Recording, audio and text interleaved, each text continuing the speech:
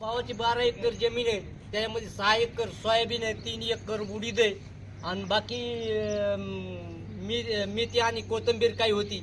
ह्याच्यामध्ये मला पीक पेरल्यापासून 1 रुपयाची प्राप्ती नाही आणि शेतामध्ये वैरण सुद्धा आणता येत नाही, जनावर बांधायला सुद्धा जागा नाही. मी आता सध्या या पाण्यामुळे रोडवर बांधलेले, त्या दिवशी असेच रोडवर बांधल्यामुळे माझी जनावर चोरी गेलेली आहेत. आता मी बांधू कुठं? मला यावेळेस फाशी घ्यायची.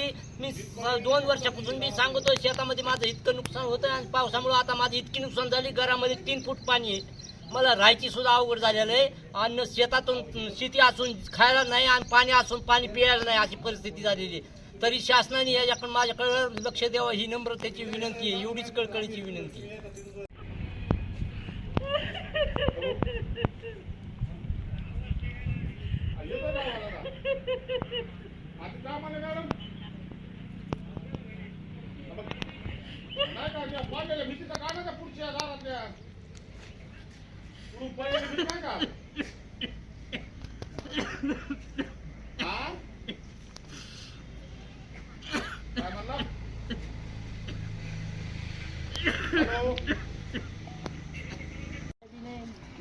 कुठं आहे उडी?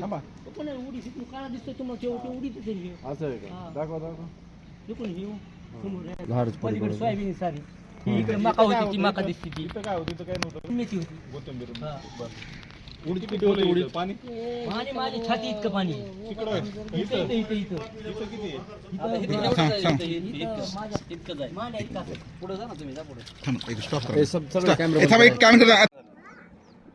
इथं पावसामुळे इतकी नुकसान झाली की 12 एकर जमीन चौगा गावामध्ये, त्याच्यामध्ये इतका तुफान पाऊस झाला, इथे लिमिटच नाही. घरामध्ये पाणी, शेतामध्ये पाणी, चौकट पाणीच पाणी. अख्खी रात्र घरामध्ये आम्ही जागून राहिलो. घरामध्ये 3 फूट पाणी शिरले आणि जमिनीची इतकी नुकसान झाली की आपली सोयाबीन तर असा एक दाणासुद्धा मला काढता येत नाही आणि उडीद तर काढलाच नाही. आणि बाकी आता शेतामध्ये जाता येत नाही. आज कंडिशनला माझे टोटल जनावरसुद्धा रोडवर बांधलेले आहेत. मला असं रोडवर टाकायला सुद्धा असं वैरणसुद्धा राहिलेलं नाही. मी शासनाकडे काय मागावं हेच मला समजेल. वैरण मागू का, पाणी मागू का, जमिनीतला चारा मला मागू का, राहण्याचं ठिकाण मागू, मला एक काहीच सुद्धा समजत नाही. तरी शासनाने माझ्याकडे लक्ष द्यावे विनंती.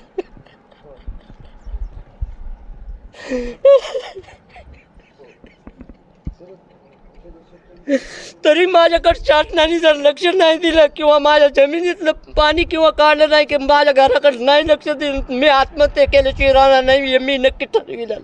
एवढं शासनाने माझ्याकडे लक्ष द्यावं ही नम्रता. मी काहीच बोलू शकत नाही आता.